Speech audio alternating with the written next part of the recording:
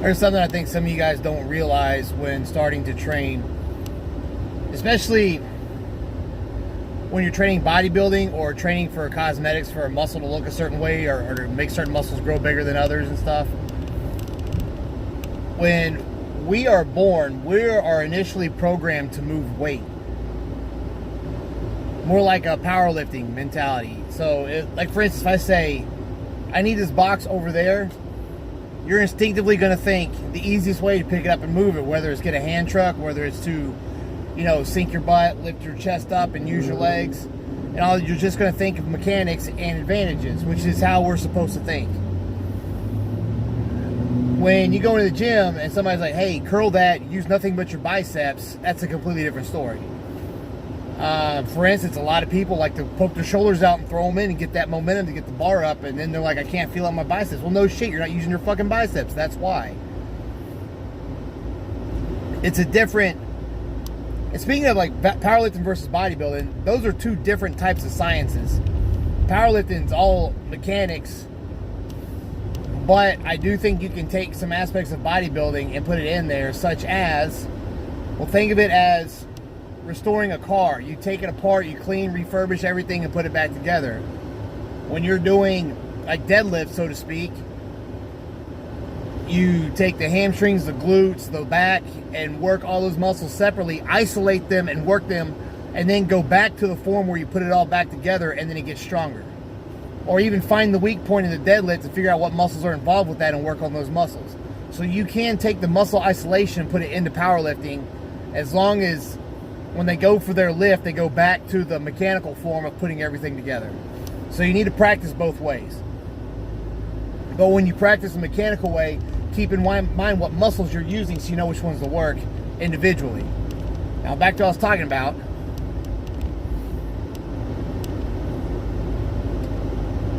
It's hard to flip that switch from moving weight to stimulating muscle. From what I've read and what I've seen, of course, the more you practice, of course, the better you're going to get. The more you try to isolate that muscle, the easier the mind-muscle connection is going to be, because the more you fire those nerve endings off, the stronger the impulses get, and the easier it is to find your muscle. Like, so if you've never used your rear delt by itself, then you're going to swing the weight with your whole back, because you don't even know where the fuck the rear delt is. But the first time somebody puts you in a situation where you're forced to stimulate it and you feel it, now you've programmed, okay, that's what it feels like for my rear delt. And then you do it again and do it again. Next thing you know, you're doing it instinctively with a lot of weight, because those nerve impulses are getting stronger and stronger and stronger. And next thing you know, you do all this for a while, and you're able to just stand there and flex any muscle in your body without having to think or having to say where it's at or having to touch anything, because your nerve impulses get strong and you're able to isolate everything, and you can find the muscles with your mind. I mean, literally, that's how it works. You can find the muscles. Like, think of bodybuilders on stage when they pose. How they flex all that shit. They know where every muscle is. They can fire them all off. But you have to find ways to force yourself to flex those muscles, contract them. Because initially we're not programmed to do that. We're programmed to move weight. Usually the easiest mechanical advantages we have are the easiest way to move it. And this is one of the first things I teach people when I bring them into the gym. And it's one of the hardest things to break. People still make mistakes, like the bicep thing. And, oh, my shoulder hurts. No shit, you're using your shoulder to scoop up the dumbbell instead of using your fucking bicep. I just saw it on leg curls the other day, which I'm going to do a video on, but when people contract, they let the weight fly down, and to keep it from slamming, they start loosening up their lower back to kind of cushion the weight as it goes down, when they should be releasing the hamstrings. I mean, they release the hamstrings, but they do it in a combination of the lower back and hamstrings, to where, because they're not controlling the weight as it goes down. They want it to go down fast, they come up, because they're starting to rush through the set instead of concentrate. You'll see it because you'll see their butt rocking back and forth.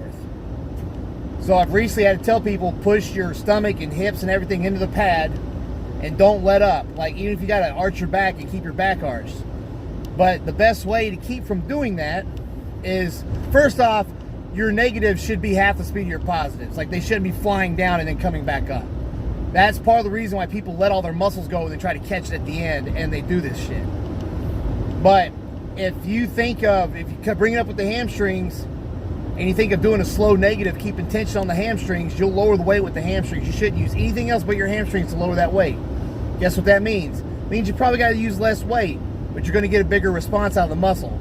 That's the whole point of the isolation, is you're taking, instead of what we're programmed to do, and that's disperse the workload all over the whole body to make it easier, when it comes to bodybuilding and targeting certain muscles, we're taking the workload and condensing it onto a single point or single muscle to get the biggest response out of that muscle with the least amount of weight. That is the difference.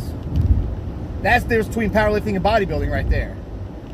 And then when you break that science down into, like I mentioned with breaking the muscles down for the mechanical advantages and stuff, like you train for it. That's how the sciences are different. But some of you guys need to stop chasing what other people are doing and stop trying to go for numbers and just concentrate. Is that muscle being flexed? Even going down, is it flexed the whole time? Because if you can't feel that muscle tension as you're coming down, it's too fast and you're not controlling it. You'll see guys, once again, curls that are just swinging up and dropping it, letting their hips catch it, swinging it up. Like they're not, the muscle, most of the energy gets drained from the muscle during the fucking negative. And out of the bajillion ways that weight training makes the muscles grow, one of them is they're having to build a bigger capacity to store energy because you keep draining the energy out of it. And it's like, fuck, if I keep doing this shit, I have to find a way to hold more energy. The only way you can do that is to get bigger. So you have to keep draining the energy out of the muscle. Not continuously. You got to drain it, let it refill, drain it, let it refill. That's why we do sets. We just don't do one long set of everything. Not all the time. But you drain most of the energy out during the negative. And it doesn't mean you have to go slow, but if you go half speed and control it, your biceps should feel flexed the whole time going down and up.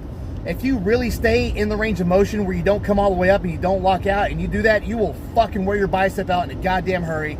We did it the other week and that shit hurt. Same with triceps. So this like locking out, waiting a second, locking out, wait. Occasionally, actually more than occasionally, knock that shit off, stay in the range of motion, get the tension, and you'll start learning how to make those mind-muscle connections. And that way, when you're doing leg curls, bicep curls and stuff, you're not doing half of the reps. You're getting full reps because even on the way up and down, those are the only muscles working are the ones that are supposed to be working. Now for the leg curls, your back will get tight until it gets used to it, so be careful. But, I mean, you can pull yourself down and hold yourself onto the pad and drive your hip in and curl. And in fact, just use lighter weight so you won't use your back. I mean, flex the hamstring, then let it down slower. And you shouldn't bring your butt up in the air. Your butt should not. If you feel your butt moving back and forth, you're fucking doing it wrong. Stop doing it. And I can tell the difference because when I do leg curls, my hamstrings burn out faster than most people's because I keep the tension on that muscle the entire time. So hopefully I can do a video here and show you that. But the whole point of this video is retraining yourself. If you're a bodybuilder or if you're training for a look or for bigger muscles or for round, what the fuck ever, anything other than mechanical advantage. And even if you are training for powerlifting or mechanical advantage, you still have to learn to isolate and target and train muscles separately. So you get a bigger response out of those muscles, and so when you put them back together to get the mechanical advantage, to get the mechanical lifts, you can get them a lot easier. You'd be surprised, like when you break a bench down, triceps, front delts, chest, back. Yes, you use your back when you lower the weight, and if you can find your lats and you can make that connection and flex your lats at the beginning, you can get an explosive push on the bench. I've trained powerlifters. Most of you don't know, but I've trained out of 2 or 3 powerlifters I've trained. Between them, there's like 8 state titles, 8 state records that they've gotten. And 1 female got 5. So I know what the fuck I'm doing with powerlifting a little bit. I'm not going to say I'm an expert because I don't do it all the time, but when I do it, I fucking surprise myself sometimes because I use this concept. So, you guys have to, it's just like with the diet. When people come to me to diet and they're like, well, I used to do this and this. Well, obviously it doesn't work because you're fucking coming to me to help it. So if you can't get your legs big, and I see your squat form shit, and you're bouncing and using momentum, and I tell you to stop, and you tell me, well, that's how I've always done it, then I'm gonna say, well, fuck, dude. I mean, that's the fucking problem. I mean, don't tell me how I know how you've always done it, because it's not fucking working. And yeah, it's gonna suck, and it's gonna hurt, and it's gonna feel like nothing you've ever felt before.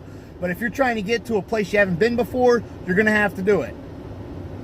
A lot of people get lazy and they like to rush and just, okay, I'll get this done so I can go home. And they're moving around everywhere and they don't feel shit. You can't, and sorry, it's going off a little tangent, but still, you can't go into a gym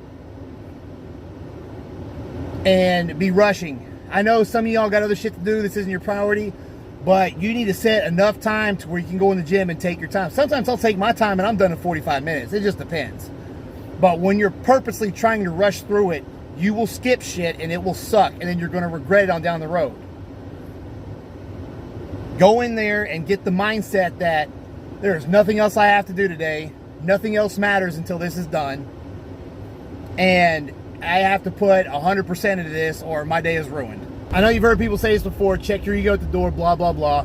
Go in there. Honestly, when you go in there and you know what you're looking for as far as muscle stimulation and tension and, you know, condensing the workload on a muscle, now when you start seeing how you can do that and you start going into the gym with those goals, workouts become really fucking fun because now you know what you're going for. A lot of people go in there, I want big legs, and they do a bunch of shit and they get bored because they don't even know if they're doing the right shit. They just think, oh, leg press big, quarter reps, and look like I'm doing badass on calves. And then they don't get anything. And it's like, well, fuck, man, I really don't know what I'm doing. I'm kind of moving around. Fuck this shit. I'm bored. But when you start training people how to fire the nerve endings off and find those muscles and get the most out of them and think of different angles and ways on exercises to get them, because maybe your body's a little bit different and you got to do shit special, then training becomes so much fucking fun because now you have a goal and now you know how to get there. And sometimes you just want to go in there and play around and see what the fuck you can do. And those will be some of the most hardcore workouts you'll have. I think that's why a lot of people fail when they get into this, because they don't know what the fuck they're looking for. They don't know what the fuck they're doing. It's not their fault. I mean, we're programmed to move weight. And even if you are, and when you go into powerlifting, the way they move weight, it's not the fucking same. Those mechanical advantages aren't taught at birth. So you still have to learn that shit. When you learn what it's like to target those muscles and stuff and to get the most out, it becomes a lot of fun. Because workouts aren't boring anymore. You know what you're going for, and when you leave, you'll know if you've got it or not. You'll know whether you can go down and get in your car or whether you need to turn the fuck around and get back in there and get your shit done. There's no guessing game anymore. You're not being led in the dark. You're not with your eyes closed trying to find the muscles. You know where everything's at and you know how to fucking do it. And then there's this thing of confidence that comes over you because you'll think of shit to do in the gym that nobody thought of. And some may think you're stupid and you don't give a fuck because you're stimulating what you're supposed to stimulate. Fuck them. They're dumb for not asking you. Some people may ask you and you show them, and it's impressive. You know, it's one of these elements that people need to learn. Learn how to isolate, learn how to target, learn how to get what you want to get, know what the fuck you're doing, ask people, hire people, whatever you got to do. Fuck, man, I used to watch videos of bodybuilders and be like, why in the fuck do you do it like that? And I'd walk down into the gym when I worked there and do it and figure shit out. Other times I got injured and had to work around injuries and learn how to stimulate muscles without having to activate that injury. I learned the hard way. I try to teach people so that they don't have to learn the hard way. But I started learning that when I knew how to hit and stimulate those muscles, I was like, fuck, man, there's so much shit I can do now. The possibilities are endless, man. I can have so many different types of workouts. This can be a lot of fun. And it's cool because then you can show other people and they're like, oh, what the fuck? I just shat myself. What is that? When you go in there and you're just like, oh, this fun girl, and then you go out, like, that fucking sucks. All right.